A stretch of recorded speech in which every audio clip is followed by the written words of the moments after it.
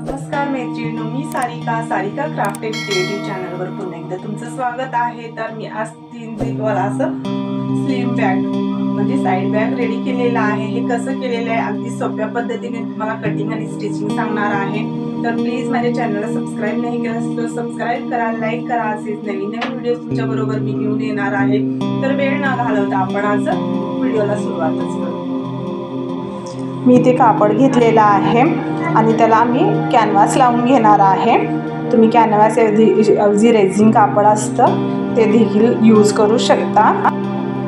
तर ह्याची पूर्ण उंची आहे 16.5 घेतलेली आहे आणि रुंदी आहे 9.5 इंच।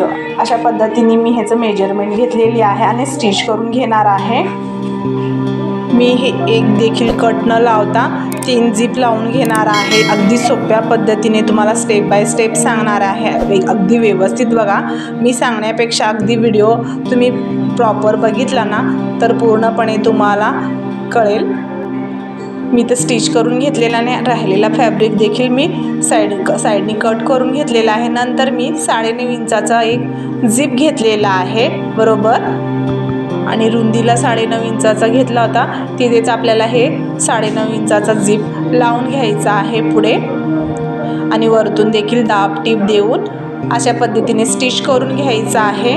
खूप छान बॅग रेडी होणार आहे। तुम्हाला थंबनेल बघून समजलंच असेल मैत्रिणींनो। तर तुम्हाला स्टेप बाय स्टेप सांगण्याचा मी प्रयत्न करते। तर प्लीज तुम्हाला व्हिडिओ आवडला असेल तर एक लाईक करा। नंतर मी अस्तर घेतलेली आहे। ह्याची पूर्ण उंची आहे 9.5 आणि रुंदी आहे 6 इंच। अशा पद्धतीने मी अस्तरचं कापड घेतलेलं आहे, ते देखील स्टिच करून घेणार आहे।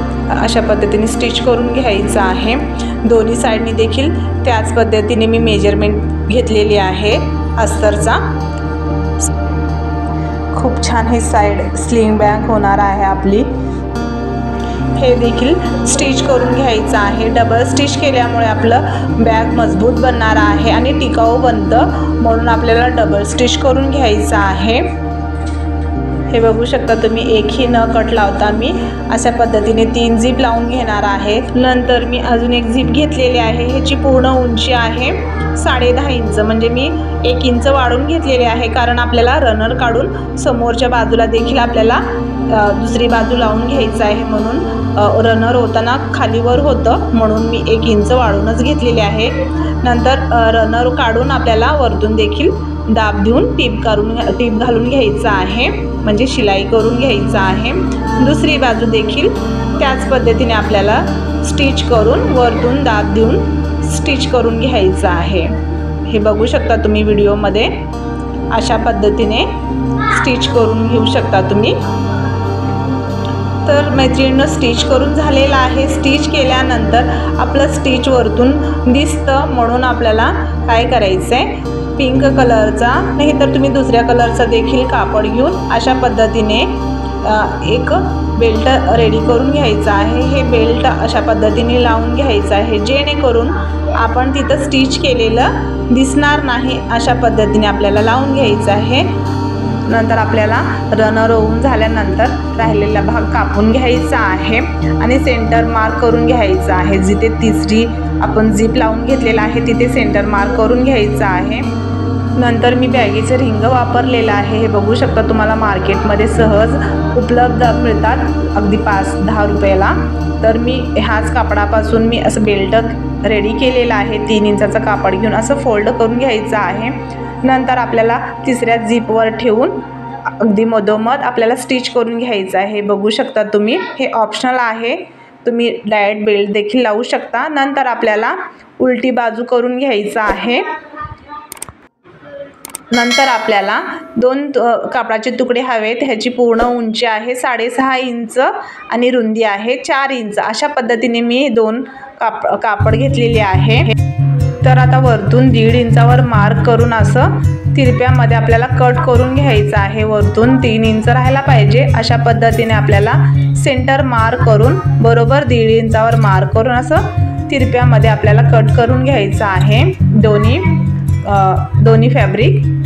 तर सेंटर मार्क करून घ्यायचं आहे ह्याला देखील, हे बघू शकता। नंतर मी तिसरी झिप लावलेला आहे तिथे देखील मी सेंटर मार्क काढून घेतलेले आहे। ह्याची देखील सेंटर मार्क जोडून मी आता बरोबर स्टिच करून घेणार आहे। दोन्ही सेंटर मार्क जोडायला पाहिजे अशा पद्धतीने स्टिच करून घ्यायचं आहे। हे बघू शकता तुम्ही, खूप छान बॅग होणार आहे। व्हिडिओ आवडल्यास एक लाईक करा। तुम्ही या चॅनलवर नवीन असाल तर प्लीज जाता जाता एक सबस्क्राईब करा। अशाच पद्धतीने मैत्रिणींनो मी दोन्हीकडे देखील स्टिच करून घेणार आहे। हे खूप छान बॅग रेडी होणार आहे। तर आपल्याला दोन वेळा स्टिच करून घ्यायचं आहे, म्हणजे आपलं अगदी व्यवस्थितपणे बॅग मजबूत बनणार आहे। हे बघू शकता तुम्ही, दोन्हीकडे माझं स्टिच करून झालेलं आहे अगदी व्यवस्थितपणे। तर तुम्ही देखील घरच्या घरी नक्की ट्राय करू शकता। राहिलेल्या कापडापासून तुम्ही ही स्लिम बॅग रेडी करू शकता। आता पूर्णपणे स्टिचिंग झाल्यानंतर आपल्याला सीधी बाजू पलटी करून घ्यायचं आहे। सीधी बाजू पलटी करून घेणार आहे मी आता।